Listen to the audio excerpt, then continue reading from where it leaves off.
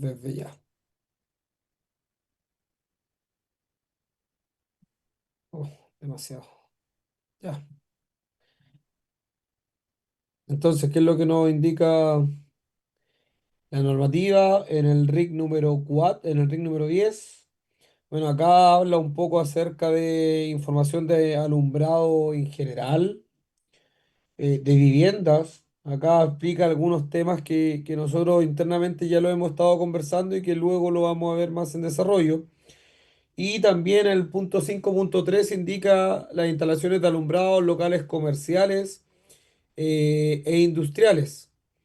Y indica en el anexo en el cual nosotros podemos visualizar el nivel de iluminación mínimo, ya como se puede apreciar acá, el nivel de iluminación mínimo según el tipo local y tarea en el que se desarrolle se determinará de acuerdo con lo señalado en el anexo 10.1 y los criterios de diseño para la iluminación, como la uniformidad, serán conformidad a lo definido en el anexo 10.2. ¿Ya? Aquí se indican también los parámetros que uno considera al momento de realizar un estudio de iluminación, de los cuales solamente de estos cuatro parámetros, yo solamente a ustedes les voy a solicitar que cumpla con la iluminancia media mantenida en el plano de trabajo, ya el famoso E sub M, que es el que me interesa que puedan cumplir para no tener que hacer algo tan detallado. De todas formas, esto lo entrega completamente el Dialux. Ustedes no deben calcular nada, ¿ya? Lo entrega completamente.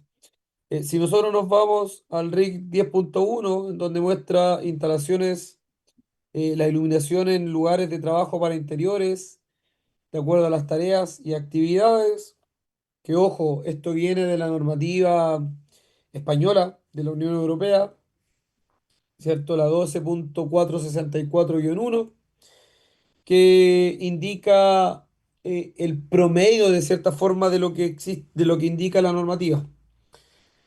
Este es uno de los grandes cambios que existe con respecto a lo que indicaba la norma 4 del 2003 versus esto. ¿Ya? La norma 4 del 2003 también indicaba algunos valores, pero eran bastante básicos comparados con esta información que tenemos hoy en día. Y con respecto a... Don David, dígame.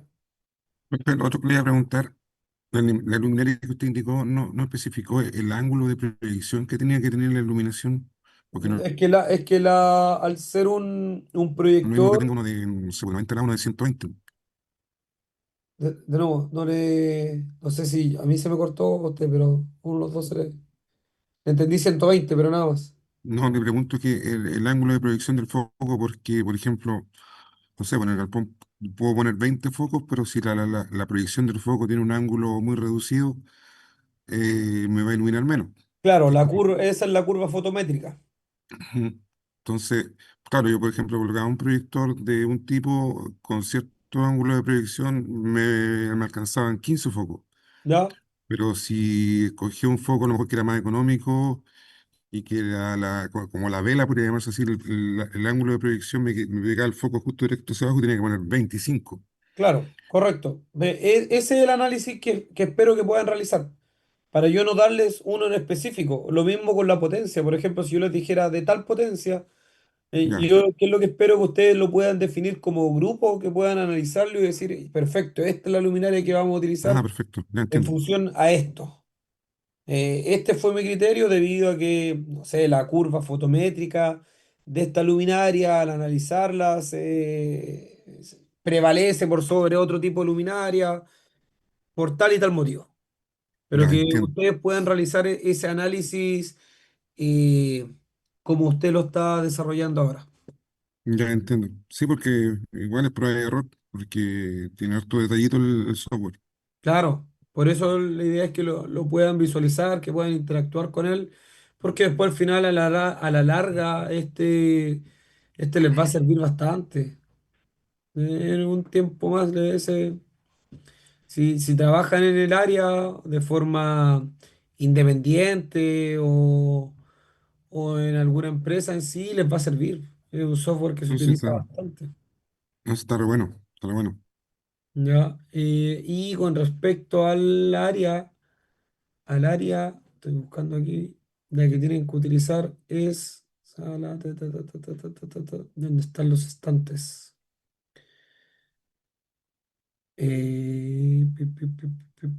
Salones, concurrencia, buffet, restaurante,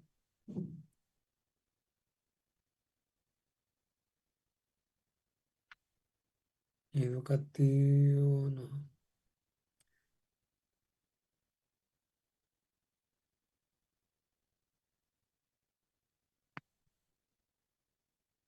Acá en el examen.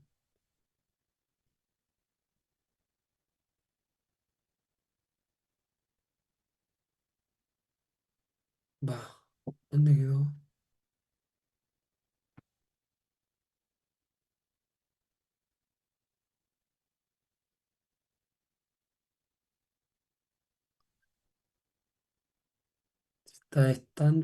Habla de almacén de material de progreso. Oh, está educativo.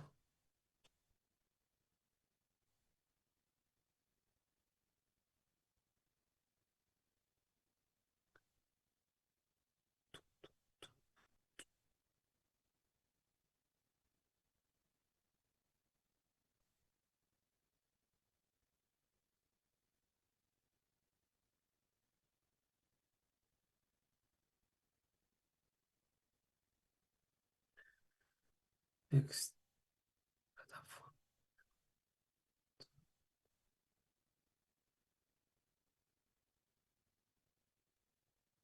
Fabricación aquí, ¿no?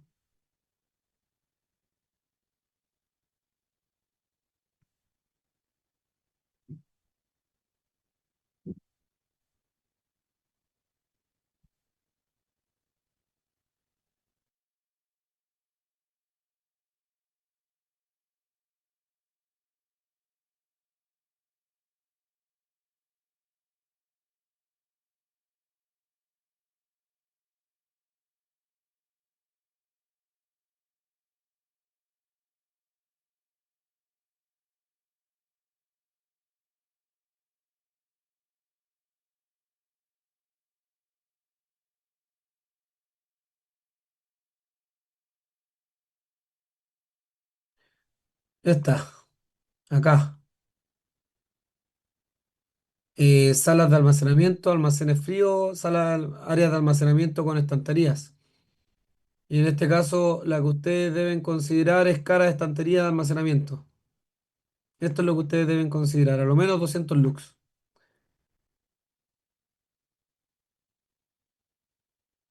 Esos 200 lux sería desde un foco al otro, donde se unen por decir, el ángulo de No, iluminación. los 200 lux es cuando, justo Porque aquí, yo en mi foco, eh, por ejemplo, en este computador no tengo instalado y el otro computador lo dejé en la pega.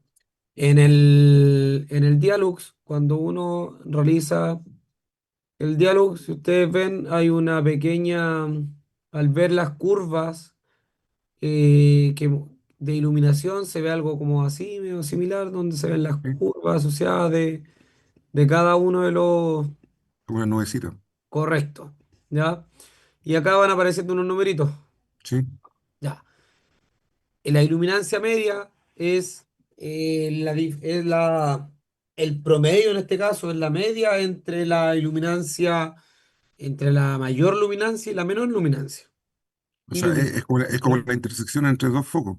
Correcto, correcto, Ya, pero ese 200 es el medio entre los dos. Tú puedes tener menos de 200 o más de 200, pero mientras sea 200 o más, la iluminancia media, que es ya, entiendo. E Que medios, a mí me parece, cumple. ya, porque a mí con la distribución que hice me parecían 100 lúmenes entre foco y foco. Y después colocaba mucho y se me acoplaban a 300. Claro, no, lo mínimo tiene que ser 200, se tiene que cumplir con los 200 lux. Ya, ok, ¿Ya? sí, claro. El, ¿Qué foto? Creo el primero que me ha hecho consulta acerca del Dialux, así que podrían utilizar todos la misma fotometría que está utilizando su compañero para que no tengan diferencias. para que todos apunten a la misma, al mismo tipo de luminaria, a lo menos. La potencia la pueden variar, pero la luminaria podría ser la misma. Entonces, no sé si es que algún otro ha avanzado en ese aspecto con respecto al Dialux, porque si no veo con buenos ojos que su compañero pudiera indicar a lo menos el modelo que él consideró del Dialux y para que todos utilicen lo mismo, porque si yo impongo un modelo, en este caso voy a de cierta forma imponer a que su compañero cambie lo que tiene realizado hasta el momento, que no es la idea. No, no hay problema, profe. Ahí después, no ando trayendo el software acá en mi computadora, así que no me acuerdo, pero me acuerdo que era Philips. Sí, Una, no, sí, es la típica UFO Philips que uno puede encontrar. una Philips de 1500, no, perdón, Pero por último, ahí 900. a través del grupo WhatsApp o a través del grupo interno que puedan tener ustedes, le puede compartir la fotometría a sus compañeros, le puede indicar el modelo a sus compañeros. También les puedo compartir el archivo de Claro, le puede de la compartir el luminaria. archivo en la fotométrica, el archivo .is y no hay problema. Sí, ese mismo. ¿Ya? Ya, perfecto. Ya, pues, no hay problema. Ya. Ya, entonces volvemos acá.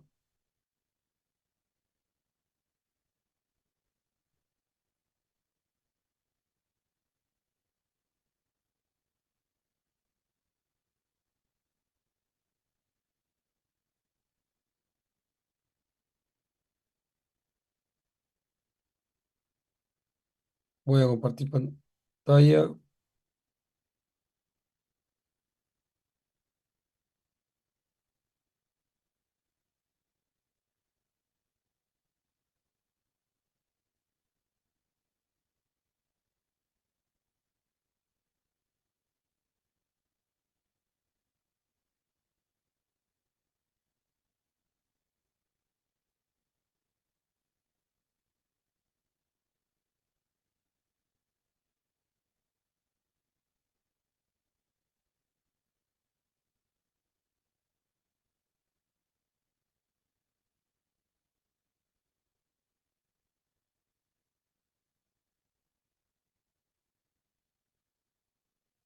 Me confirman cuando se vea, por favor. Y vamos a comenzar a grabar desde ya. Recording in progress.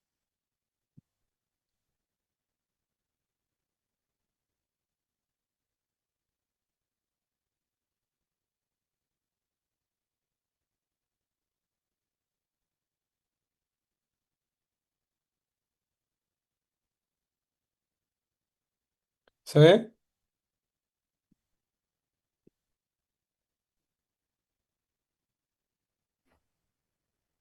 Sí, señor.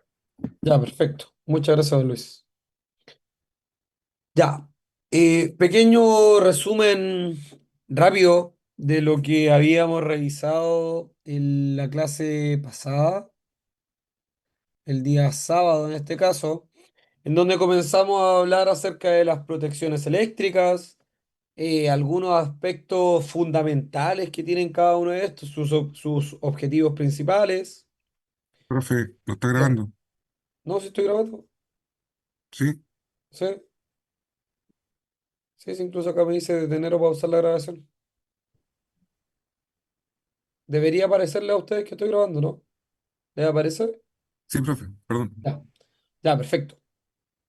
Y algunos aspectos fundamentales de los objetivos que tienen el tipo de las protecciones, ¿cierto? Desde lo más básico, eh, como protecciones a las tres principales tipos de falla o percances o anomalías que pueden existir en los diferentes tipos de instalaciones, como lo son los cortocircuitos, las sobrecargas, los contactos directos e indirectos que tienen cada uno de estos. ¿Ya? Hablamos acerca de cortocircuito, lo ejemplificamos, sobrecarga, se ejemplificó, ¿cierto? Y contactos directos e indirectos, en donde un contacto directo, ¿cierto? Es cuando nosotros tocamos, en este caso, o entramos en contacto con una instalación o con una parte de una instalación que debería estar en su normal funcionamiento con energía eléctrica, ¿cierto? Y contacto indirecto cuando nosotros entramos en contacto con una parte de la instalación que en su común funcionamiento, en su normal funcionamiento, no debería estar energizado, como por ejemplo la base de una luminaria, la base metálica de una luminaria, ¿cierto? El báculo o el poste metálico, como se le llama, la carcasa de un motor, una escalerilla, entre otros. ¿Ya? Son contactos indirectos.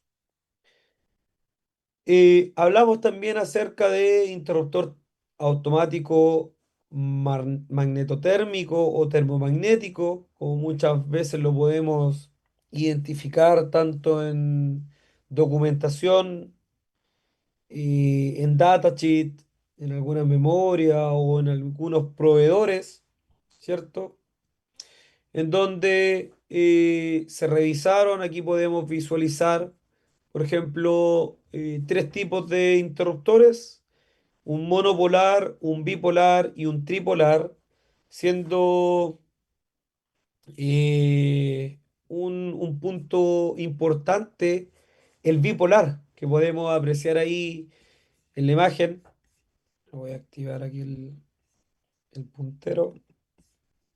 Siendo el bipolar que podemos apreciar acá uno importante y que tomó bastante relevancia con la entrada en vigencia de los pliegos técnicos, debido a que actualmente la normativa, bajo ciertas condiciones, y me refiero a condiciones con corriente y cantidad de circuitos que puede existir en un tablero de distribución, solicita que se utilice un interruptor termomagnético bipolar o tetrapolar, ¿ya?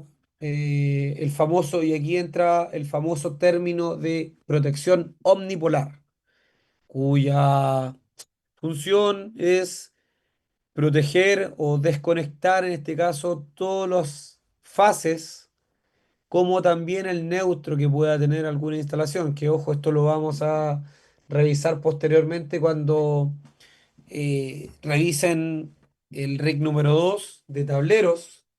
Se va a revisar y también cuando alcancemos a revisar lo que indica el RIC número 10.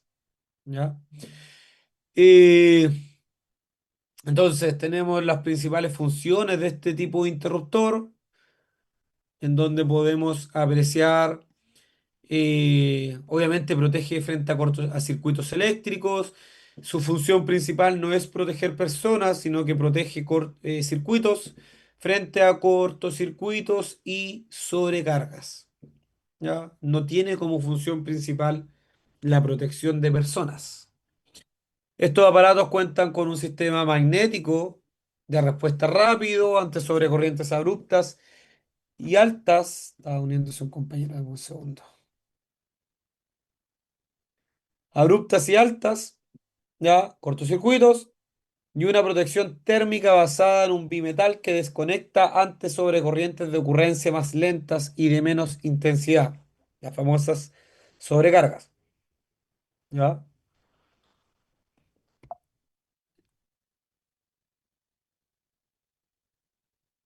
Aquí podemos apreciar bueno, esta es una imagen antigua de cierta forma, pero algunas partes principales que se pueden visualizar en un interruptor, ya en donde se encuentran sus bornes de conexión, ¿cierto? Aguas arriba y aguas abajo. Podemos apreciar la palanca de accionamiento que se encuentra por acá. Aquí podemos apreciar la entrada y salida de una pequeña abertura para la entrada y salida, en donde se disipa la energía calorífica que se genera o que se almacena en el interior de estos dispositivos. Podemos apreciar la cámara de extinción del arco que se genera en el interior de estos equipos, la bobina de disparo magnética, que protege y opera frente a cortocircuitos. Por acá el famoso bimetal, ¿ya? Que ya tiene este nombre porque se encuentra compuesto por dos materiales distintos, metálicos, ya una aleación entre ambos, y que en función de la corriente que lo atraviesa, que circula por él, genera una deformación en este cuerpo y esa deformación es la que da una orden de trip, en este caso, o genera el accionamiento de la palanca que se puede apreciar comúnmente, el cual este es operar por sobrecarga. A diferencia de la operación por cortocircuito, en donde es esta bobina la que genera el accionamiento, disparando en este caso este contacto móvil, ya que este contacto móvil es el que realiza el movimiento de esta palanca que podemos apreciar acá y que acciona la palanca que se puede apreciar. Voy a visualizar si tengo voy a revisar si es que tengo acá el archivo que habíamos estado, el video de la operación del interruptor para una pequeña, un pequeño video en el cual les voy a compartir. Déjenme ver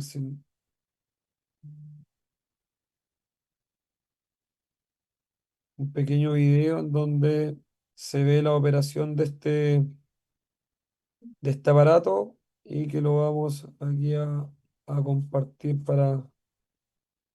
Oh, ahora no sé dónde quedó, no lo encuentro. ¿Qué pasó?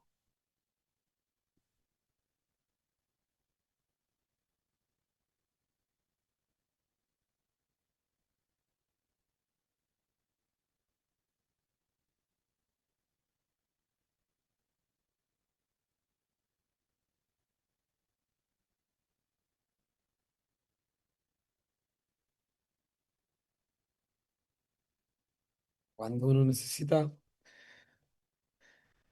eh, no sé dónde se metió. Ah, acá está.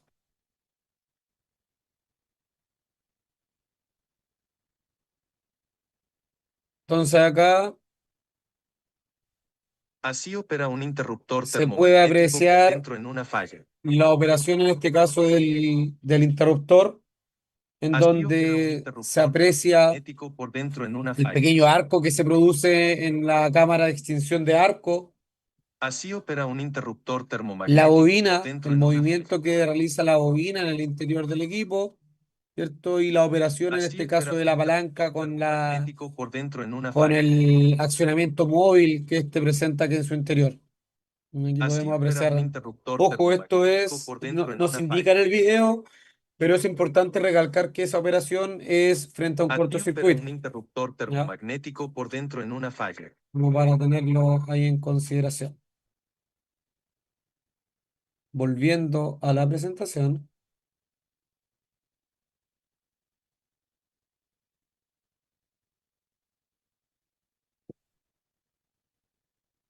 entonces estábamos en las partes del termomagnético. Ojo, acá abajo se visualiza la simbología. Abajo podemos apreciar la simbología. Este símbolo se utiliza y se encuentra bajo la normativa IEC. ¿Ya? Ese símbolo es IEC. No es, no es ANSI. Ya en donde la normativa, en donde el símbolo ANSI es mucho más sencillo. El símbolo ANSI comúnmente en los planos y el que más se utiliza es la típica simbología con estas dos circunferencias, ¿cierto? Y una media luna y una media luna que lo atraviesa en este caso y que en muchas veces se incorporan aquí unas líneas horizontales que indican el número de polos que tiene este interruptor, ¿ya? O muchas veces en vez de incorporar esas líneas, uno le indica directamente cuántos son los polos que tiene este interruptor. ¿Ya? Hay algunos ejemplos de diagramas unilineales que yo les dejé, en el cual se puede apreciar esa diferencia, se puede apreciar tanto con estas líneas horizontales como sin las líneas horizontales. ¿Ya? Por ende, podemos apreciar ambos casos. Y ahora la pregunta es, ¿cuánto tiempo tarda en operar la protección magnetotérmica o termomagnética en caso de una sobreintensidad o de un cortocircuito? ¿Ya? Y la respuesta en este caso está en función de las curvas de disparo. ¿Qué son las curvas de disparo? Bueno, ustedes ya se han asociado y han interactuado con curvas de disparos, pero en este caso de asociado a los relés que operan los interruptores en media o en alta tensión, que visualizan y que realizan los cálculos en protecciones eléctricas. Y acá es algo similar, pero obviamente a menor escala, o sea, los cálculos son mucho menores, pero ya entendiendo cómo funcionan las curvas de disparo de los relés en media o alta tensión, en baja tensión va a ser, espero que sea mucho más sencillo de poder entender, comprender y aplicar. ¿Ya? Es una gráfica con curvas que representan el tiempo que tarda en desconectarse el interruptor en función de la intensidad que lo atraviesa. Ojo, no es un tiempo fijo, sino que es un intervalo de tiempo entre un mínimo y un máximo en que la protección tarda en abrir. ¿Ya? Las curvas las vamos a revisar aquí posteriormente, diferentes tipos de curvas que en sí muestran prácticamente lo mismo, pero que vamos a analizar. Las curvas. ¿Qué curvas son las que nosotros podemos encontrar comúnmente? Bueno, podemos encontrar las curvas B, que son las tres más comunes, la B, C y D, son las tres curvas más comunes que podemos encontrar en el mercado.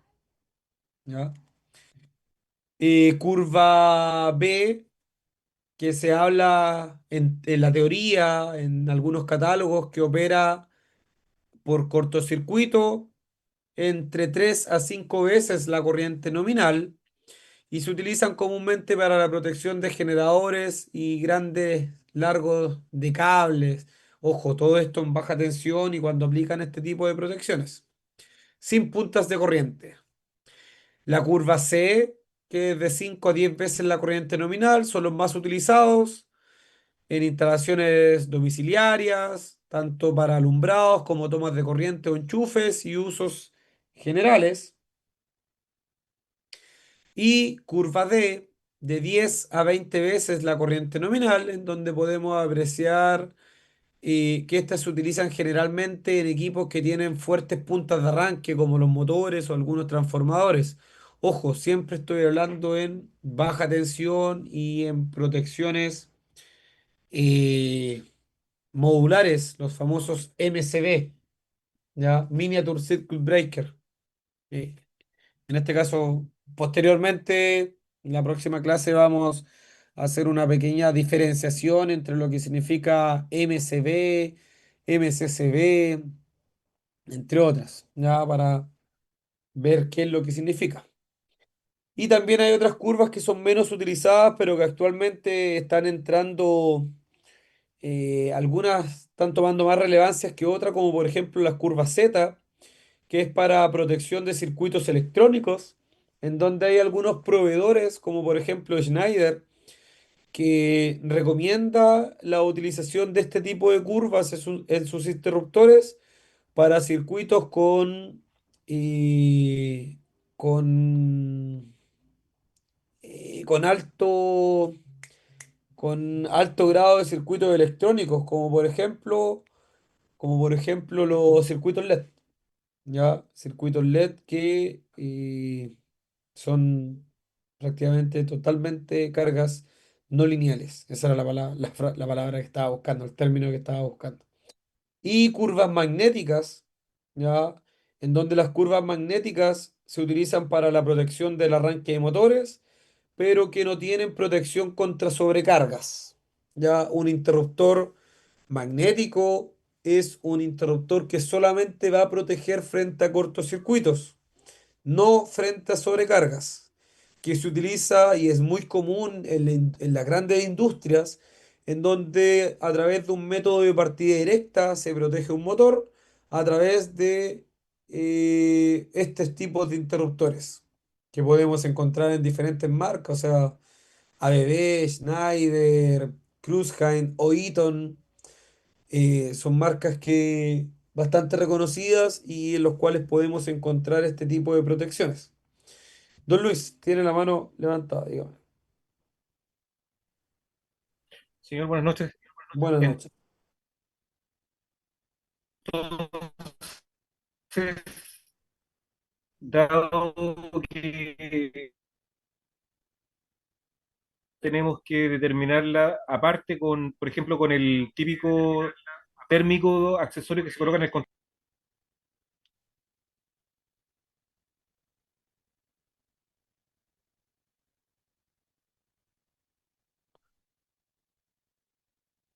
No, no se escuchó nada. Escuché el accesorio y luego no escuchamos nada más. No, no se escucha nada. ¿Aló? Luis, no se escucha nada. ¿Aló? Ahí Ahora lo sí. escuchamos. Recapitulando, señor, dado que ese tipo de interruptor solamente protege la componente magnética o tiempo instantáneo, en la industria entonces quedaría abierta la posibilidad que tengamos que determinar para la parte térmica el típico accesorio que va en el contactor. Esa era la consulta. Gracias. Sí, o sea, cuando tenemos este conjunto de partida directa, en donde tenemos una protección magnética como cabecera, como aguas arriba, y posteriormente tenemos que incorporar el grupo contactor y relé térmico, ahí queda abierto a que uno pueda utilizar el contactor correspondiente en función de la corriente nominal que va a circular por esta protección, ¿no? En donde el contactor nos da la posibilidad de poder, de proteger, en este caso, frente a una sobrecarga a través de este relé térmico, ¿ya? Que se ajusta de acuerdo a la corriente nominal que tiene cada uno de ellos. El contactor, como ustedes bien saben, no va a operar frente a un cortocircuito, es capaz de proteger el cortocircuito, pero no va a operar frente a un cortocircuito, ¿ya? Su, su función es operar frente a una sobrecarga en función de la orden que le da el relé térmico, ¿ya? El famoso térmico que pueda tener asociado este contactor. Pero eso queda a definición y a especificación de cada uno de los especialistas del área, ¿ya? Eso es algo que tienen que ver, que se tiene que ver ahí. Don David, Y para una corriente de arranque elevada,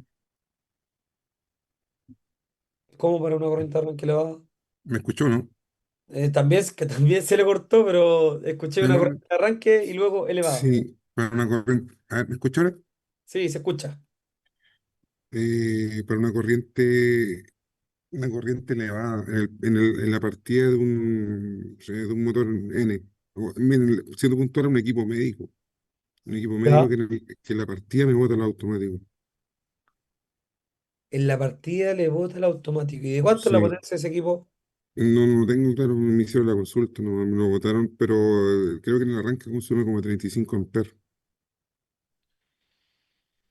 No Y sé la si protec- modific- y no la sé si, protección. Dígame, diga. no sé si colocar una alternativa un partidor suave para que al arranque no sea exponencial el arranque.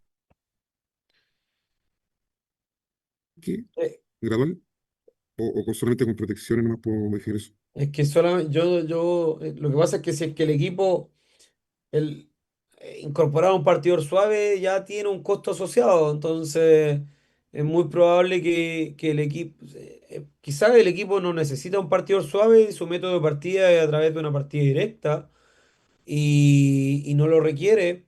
Y si funciona como motor el equipo, si es un motor, se puede utilizar en vez de un interruptor que pueda tener aguas arriba, se puede incorporar un guardamotor o se puede realizar una partida directa incorporando las protecciones adecuadas, un interruptor en este caso, un contactor y un relé térmico que permita el ajuste, pero ahí tendría que saber cuánto es la corriente arranque, o sea, lo ideal es conocer la corriente nominal y a lo menos conocer la corriente arranque, el pic de corriente arranque que tiene la protección, o sea, que tiene el equipo, Mm, como para poder evaluarlo sí, con no, mayor estamos de cantidad acuerdo. de Sí, antecedentes, era lo que pensaba yo. Gracias, profe. ¿ya? No hay Sí. problema. Y con la curva D no andaría bien. Con un curva D. Claro, o sea, un interruptor, un curva D es buena opción. El curva D aguanta generalmente, como acá se indica, soporta fuertes puntas de arranque para motores o transformadores. Entonces, es una buena opción. Ya. Pero lo ideal es, si es un motor nuevo, hoy en día la normativa está indicando que para un motor se deba incorporar protección diferencial. Mm, ¿Ya? ya. Entonces, hay que tener ojo y quizás esa protección diferencial la puede obtener fácilmente a través del relé térmico con un pequeño toroide que se encuentra conectado en este caso al relé. Y ¿Ya? el diferencial también se clasifican en clases, ¿cierto? ¿Cómo? Los diferenciales también se clasifican en clases Claro, también los diferenciales se tienen C clase. y D, con las mismas Ahí- características, ¿no? no, no es en B, C y D. Los diferenciales se diferencian tienen otro tipo de características que están en función de la señal de onda a la cual están expuestos. Por ejemplo, podemos encontrar los más comunes que son los tipos AC, como también podemos encontrar otros que son un costo bastante más elevado, que son los famosos HPI o los super inmunizados o inmunizados. ¿Ya? Que la característica esencial que tienen este tipo de protecciones diferenciales es que la señal de onda con la cual estos operan o no operan permiten que no se utilizan principalmente para los equipos o cargas no lineales, Mm, en donde la señal de onda pasa a ser como continua pulsante y permite que esta señal de onda no cause una falsa operación de la protección diferencial, que se da mucho en los circuitos de computación. Cuando hay muchos circuitos de computación tomados en la misma, o de computadores, tomados desde el mismo circuito y la protección diferencial no corresponde a este tipo, se da mucho que las protecciones realizan una falsa operación y queda fuera de circuito todo el equipo. Se da mucho en lugares con oficinas, en empresas en donde hay un grupo de computadores conectados comúnmente. En muchos de los casos se da esta pequeña perturbación o anomalía dentro de cada uno de los circuitos. Y se debe a eso. Y que tiempo atrás en una empresa en la cual estuve trabajando nos pasó. Y tuvimos que realizar esa modificación en función de esa protección diferencial.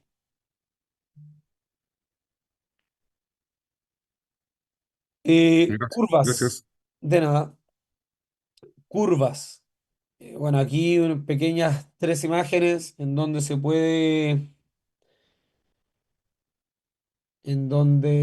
se puede visualizar las tres diferentes curvas principales que podemos encontrar dentro de estos famosos interruptores termomagnéticos. Que ojo, recordar que estamos hablando de los MCB, los famosos circuit breaker modulares, que son estos que se aprecian acá, en donde no es posible ajustar su corriente de operación, no es posible ajustar sus tiempos de operación, no es posible ajustar la corriente de cortocircuito a la cual van a operar, ¿ya? A diferencia de otro tipo de interruptores, los famosos caja moldeada, en donde sí podemos comenzar ya a ajustar la corriente de rating o el I sub R, la corriente de ajuste que tienen este tipo de interruptores, como también podemos ajustar la corriente magnética de operación, el famoso tiempo largo y tiempo corto también es posible ajustar en otros tipos de interruptores que los vamos a conversar en la próxima clase. Volvemos acá,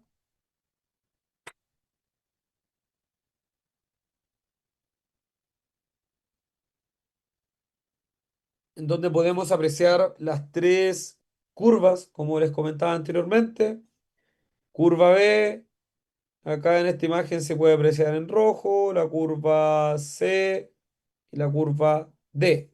Curva B acá, ¿cierto? Ahí en color rojo. Esa es la curva B. Curva C acá y curva D posterior. ¿Ya? Lo mismo acá. Curva B, curva C y curva D.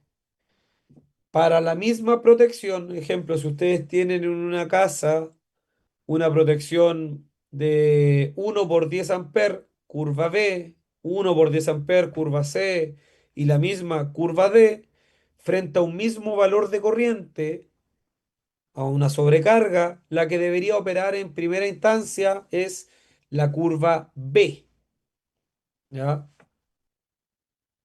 Esa curva que tenemos acá es la que debería operar en primera instancia. Ojo, en el papel, ¿ya? Porque vamos a revisar posteriormente que este tipo de curvas, este tipo de interruptores, nos entrega un rango de operación, que es el rango de operación o la franja de incertidumbre que tienen este tipo de protecciones termomagnéticas, en donde tenemos la curva B, C y D de calibres de 6 a 63 amperes. ¿Ya?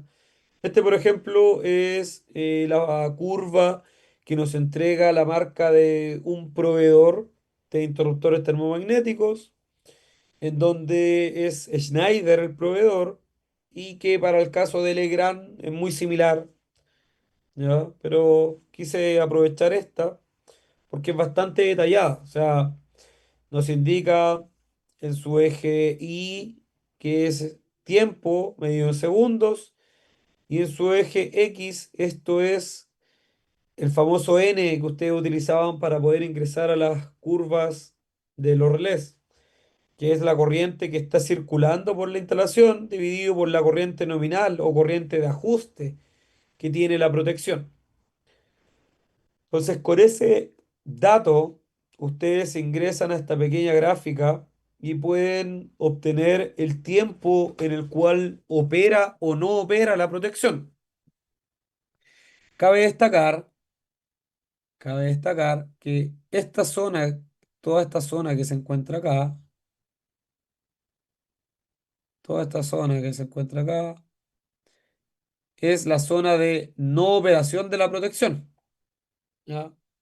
Cualquier valor de corriente que se encuentre en esa zona en el tiempo que se indica acá al costado, la protección nunca va a operar, porque la protección no ve ese valor de corriente. Cualquier valor de corriente que se encuentre en el tiempo en este costado de la gráfica, el interruptor ya debió haber operado. O sea, nosotros no deberíamos, el circuito no debería mantenerse energizado para esos valores de corriente. El circuito ya debería estar fuera, porque la protección operó. Y esta franja que se encuentra acá en el interior, voy a borrar esto.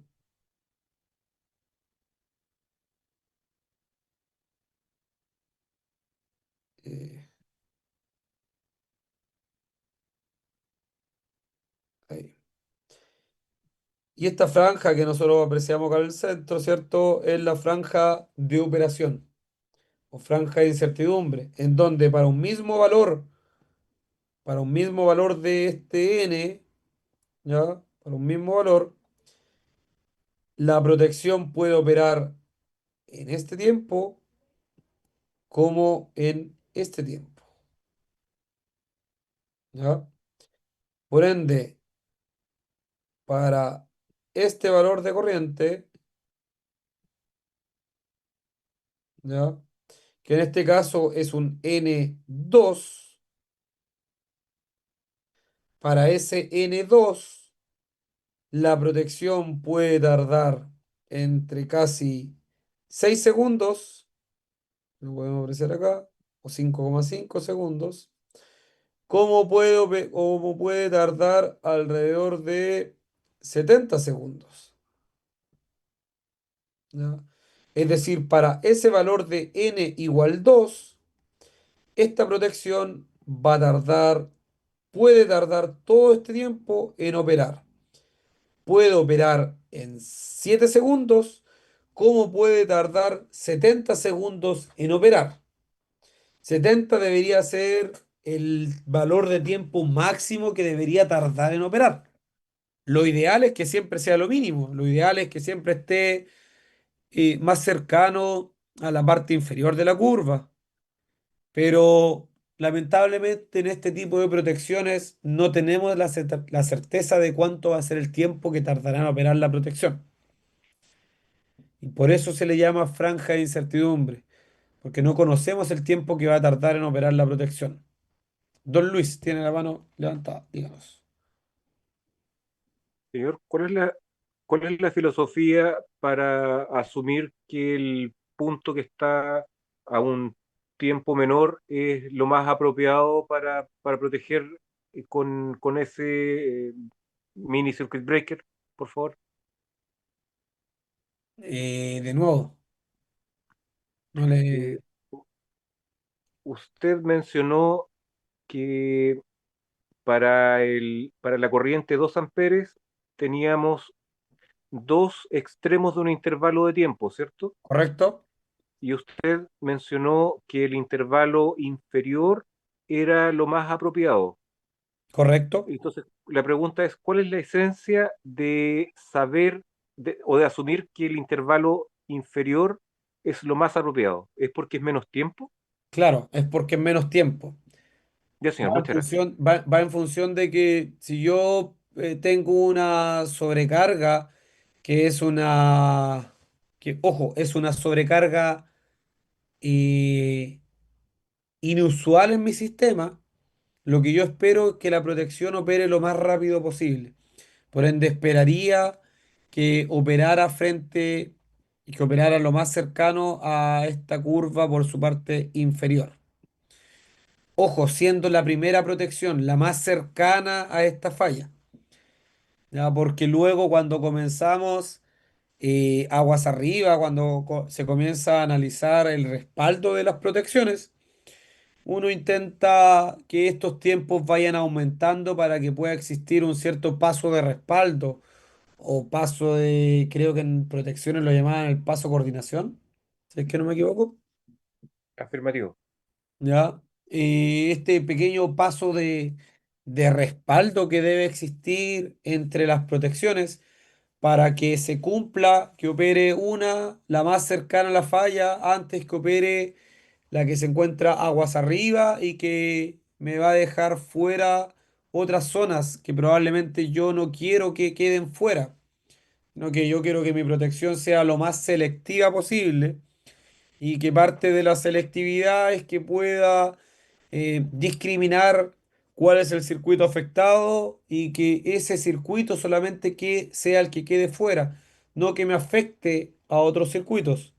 Por ende, al analizar un circuito, un CEP, un sistema eléctrico de potencia, con sus protecciones, ahí volvemos a tocar algunas de las cuatro características esenciales que debería tener todo sistema de protecciones eléctricas, donde podemos encontrar el respaldo, ¿cierto? Que era lo que estábamos conversando, la selectividad, la sensibilidad y la rapidez, ¿no? Las cuatro principales características de todo sistema de protección eléctricos.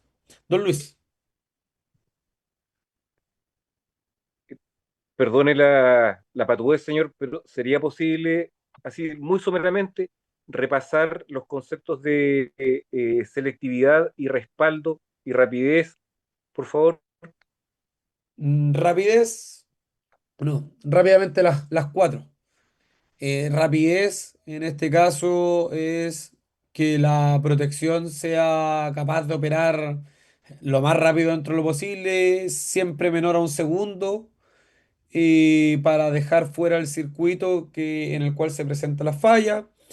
El respaldo es que siempre debería existir una protección Aguas aguas arriba. arriba que sea capaz de operar o dejar fuera el circuito en caso que la protección más cercana a la falla no lo haya realizado por ABC motivos.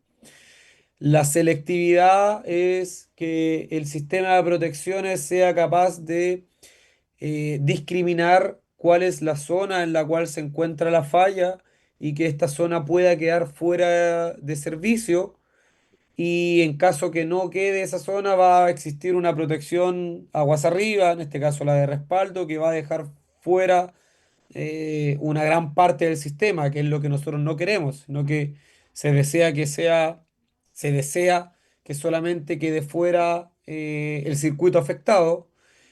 Y me falta la sensibilidad, en este caso en donde la sensibilidad es que el sistema de protecciones sea capaz de detectar la falla, discriminando entre lo que es una corriente normal de funcionamiento, una sobrecarga permitida, como por ejemplo el arranque de un motor, la energización de un transformador, versus una falla mínima. O sea, que sea capaz de distinguir entre lo que es una perturbación normal dentro del sistema versus lo que es una perturbación anormal dentro del sistema y que pueda operar.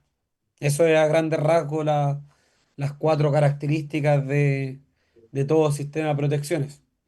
Ahí a Muchas eso gracias, le señor. podemos agregar confiabilidad, calidad, calidad de suministro, un tema que se ve bastante, pero eso ya es entrar un poco más en los subsistemas de distribución y de transmisión, ¿ya? Pero a lo menos esas cuatro características son esenciales en todo sistema de protecciones eléctricas, ¿ya? Señor, con esto Dígame. cierro. En términos de rapidez, ¿qué pasa con la zona de tiempo inverso de la curva y el tiempo? Porque usted me dijo, ojalá menos de un segundo.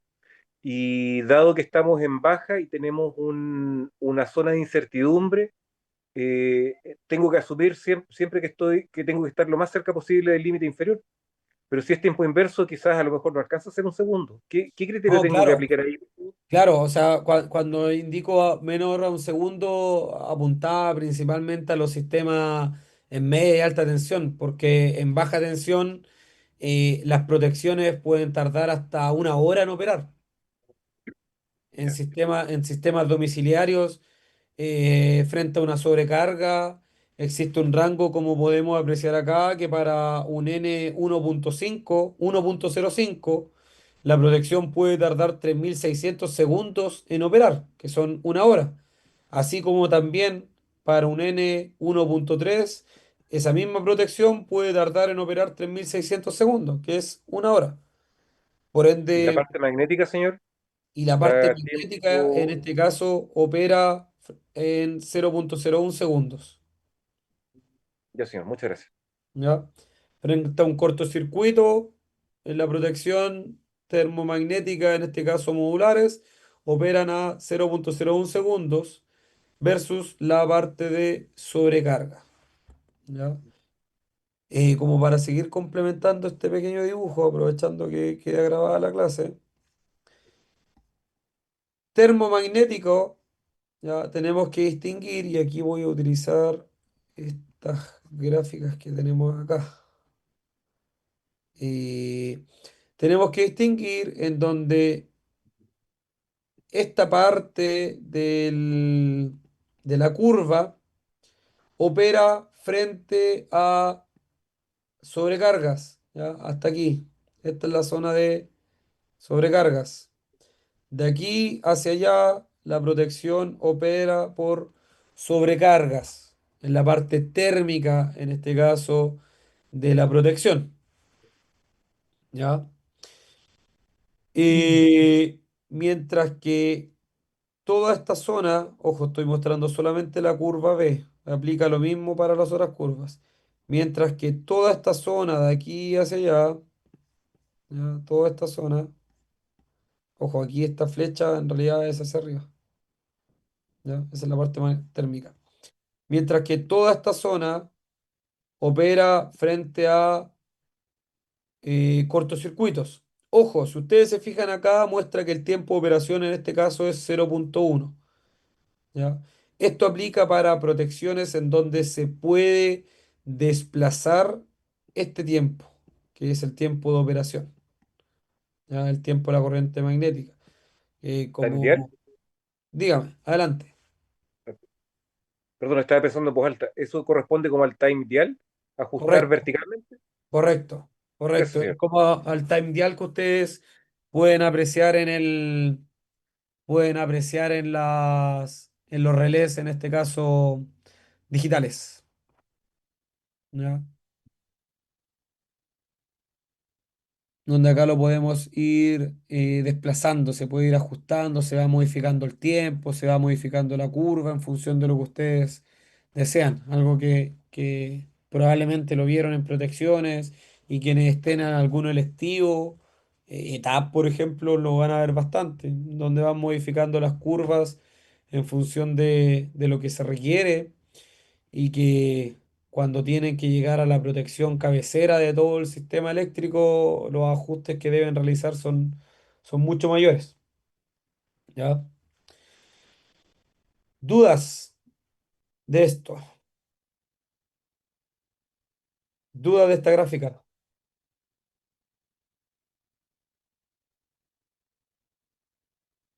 Ojo, recordar que este valor, esto con el cual ustedes ingresan, es con un valor n, en donde ese valor n, que vamos a dejarlo como es igual a la corriente que circula,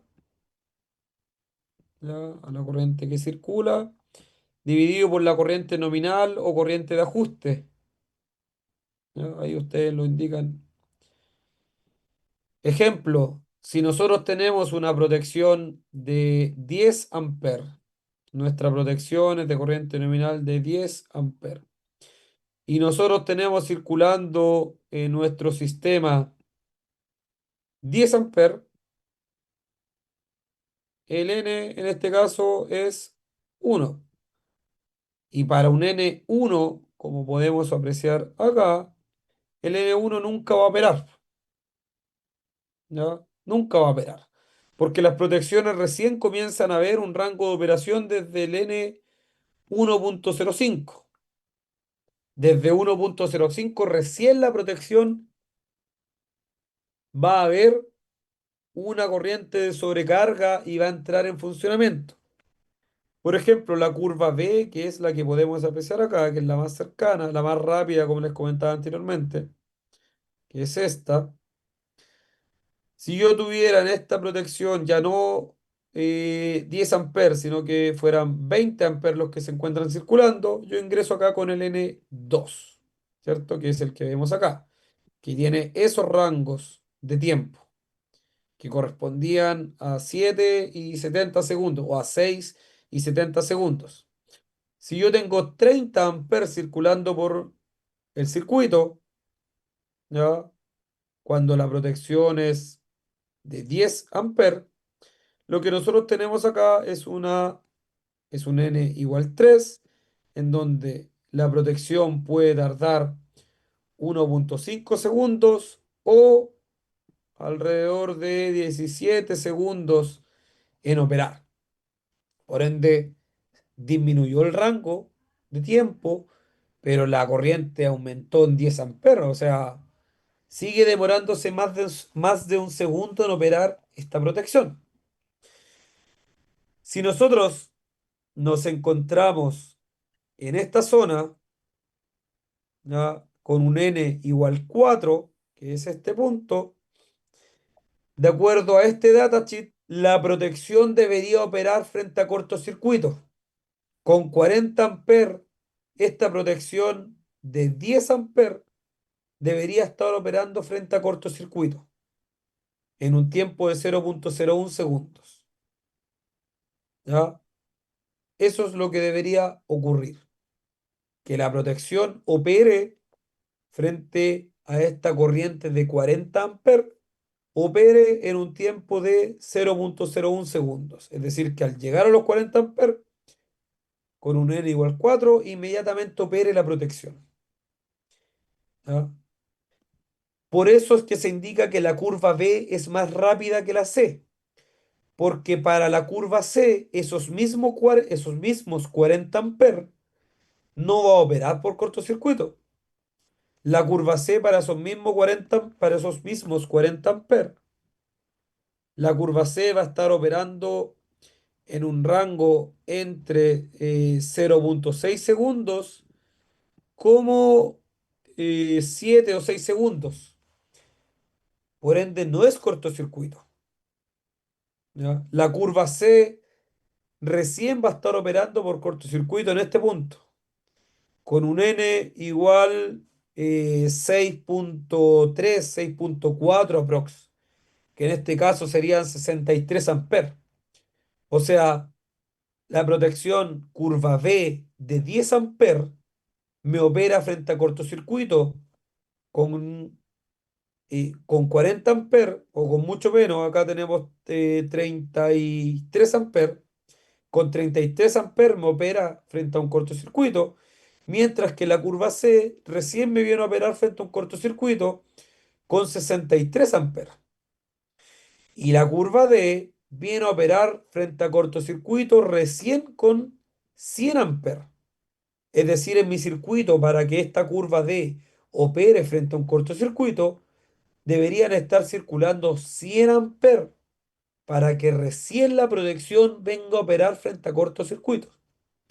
Por eso es que se puede apreciar que la curva B es más rápida que la C y que también que la curva D, y que a su vez la curva C es más rápida que la curva D. La curva D en este caso es la más lenta de las tres. ¿Ya? Don Luis, tiene la mano arriba, díganos. Señor, Diga. si teníamos una corriente nominal de 10 amperes y tenemos una corriente circulando de 100 amperes para poder tener el disparo de la componente magnética de la curva D, Ya, encuentro que el rango es altísimo. O sea, ¿hay alguna aplicación práctica en que se requiera una curva D? Gracias. para el arranque de un motor se puede utilizar una curva D, en donde la corriente de partida puede ser 6 o 7 veces la corriente del motor y que en un tiempo determinado esa corriente puede llegar a ser, por ejemplo, 60 amperes. Uno no requiere, o 70 amperes, uno no requiere que esta protección opere, sino que Ah, necesita perfecto, permitir el arranque de este motor. perfecto. Muchas gracias, señor. ¿Ya? Ojo, esto vamos a realizar un ejercicio el día, estoy viéndolo si lo vamos a desarrollar el día miércoles o el día sábado, en donde vamos a evaluar esta información. Lo ideal, yo creo que probablemente va a ser el día sábado para intentar aclarar todas las dudas. Lo ideal sería que, o que sus compañeros puedan grabar la clase o que asistiera la gran mayoría, porque ese ejercicio que vamos a desarrollar también es un ejercicio tipo certamen, que es con esta misma gráfica que podemos ver acá. ¿Ya? De entenderla es súper sencillo, es algo similar a lo que estábamos analizando acá, pero de forma rápida. La idea es realizar un pequeño cálculo para un caso domiciliario, un caso domiciliario real, con valores de potencia y corrientes reales de una casa X. ¿Ya? Entonces la idea es poder analizarlo desde ese punto, para que se comprenda el por qué tarda muchas veces en operar la protección, siendo que el sentido común a nosotros nos diría que, oye, ¿por qué no está operando mi protección de 16 amperes si yo en estos momentos en mi circuito tengo 20 amperes funcionando, por ejemplo? 20 amperes circulando. Tengo funcionando dos equipos de 2200 watts y la protección no me está operando. ¿Qué es lo que ocurre? ¿A qué se debe que no me ocurra de forma rápida? Que no opere de forma rápida, de forma instantánea. Que podamos analizar esa situación. ¿Ya? Así que eso. ¿Dudas, estimados? No sé si quieren aclarar alguna duda con respecto al proyecto para que lo podamos revisar ahora, en los últimos minutitos. Y si no, por el día de hoy quedamos con la clase hasta acá para posteriormente seguir. Vamos a aprovechar de la última diapo como para cerrar esta pequeña introducción e información importante de un interruptor termomagnético en donde tenemos la tensión de trabajo, ¿cierto? 260, 380, 660, 690 en muchos de los casos de protecciones, su intensidad nominal, ¿cierto? Que es el valor de la intensidad a partir del cual debe abrir el circuito.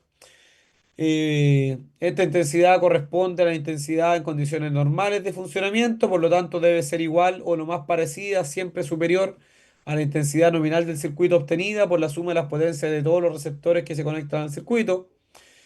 Los valores normalizados que podemos encontrar en el mercado, los más comunes, 1, 2, 3, 5, 6, 10, 15, 16, 20, 25, 32, 40, 50, 63 y en algunos casos hay protecciones en el tipo modular que llegan hasta los 80 amperes.